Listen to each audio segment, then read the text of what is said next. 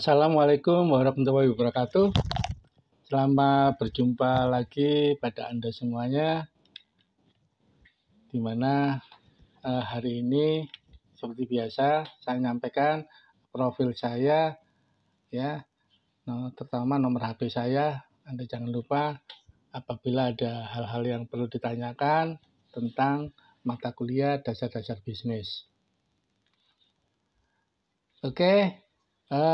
Materi pengantar bisnis atau dasar-dasar bisnis yaitu ada di dalam literatur ini, ya, di mana di dalam literatur ini akan kita bahas masalah tanggung jawab sosial perusahaan yang berkelanjutan, maksudnya yang kedua.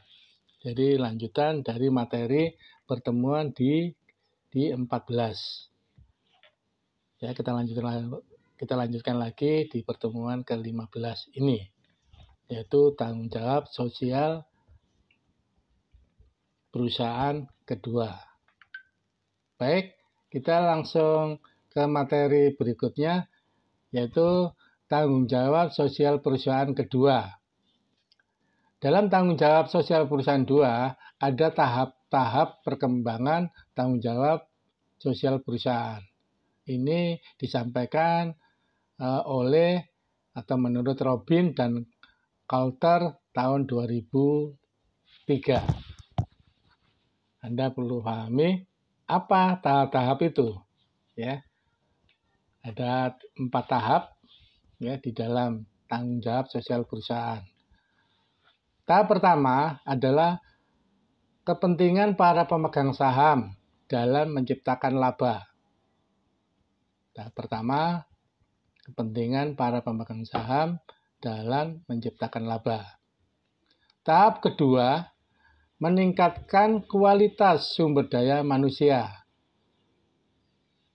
Tahap 2, meningkatkan kualitas sumber daya manusia. Tahap 3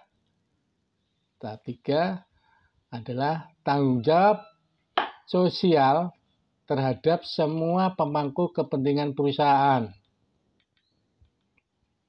Tahap 3 ini tanggung jawab sosial terhadap semua pemangku kepentingan perusahaan, termasuk pemegang saham, pekerja, pelanggan, saluran pemasaran, pemasok, dan kreditor.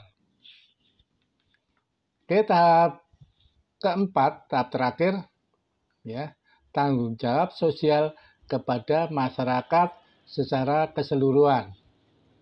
Dari 4 tahap tersebut, menurut Robin dan Coulter, Anda akan lebih paham, jelas, ya, bisa dibuka di literatur yang seperti biasanya, di pengantar bisnis atau dasar-dasar bisnis, di mana semua materi ada di dalam literatur tersebut. Oke, jadi itu yang saya sampaikan tentang tahap-tahap perkembangan tanggung jawab sosial perusahaan. Tanggung jawab sosial perusahaan. Jadi sebelum belajar tanggung jawab sosial perusahaan, ada tahap-tahap perkembangan tanggung jawab sosial perusahaan. Ada 4. Semoga Anda semua paham dan mengerti terhadap tahap-tahap yang dimaksud oleh Robin dan Coulter tersebut. Selanjutnya, ya, tanggung jawab sosial perusahaan 2, ya, menurut Wilton Friedman, ya, mereka atau beliaunya menjelaskan tanggung jawab sosial perusahaan adalah menghasilkan laba bagi para pemegang saham atau stakeholder atau shareholder, sedangkan pemikir ekonomi progresif berpendapat bahwa perusahaan memiliki tanggung jawab sosial tidak hanya terhadap para pemegang saham saja, melainkan juga terhadap berbagai kelompok pemangku kepentingan. kurung buka, ya, kepentingan stakeholder yang mempengaruhi oleh keputusan-keputusan dan tindakan-tindakan yang diambil oleh perusahaan. Jadi tahap-tahap perkembangan tanggung jawab sosial perusahaan menurut Milton Friedman yang saya jelaskan barusan tadi. Ya, itu yang bisa saya sampaikan dalam perkuliahan terakhir, pertemuan ke-15, dasar-dasar bisnis. Semoga harapan saya, ya, Anda bisa memahami materi yang terakhir ini. Dan menjelang UTS nanti harapan saya Anda sukses dalam pekerjaan penyelesaian di ujian akhir semester.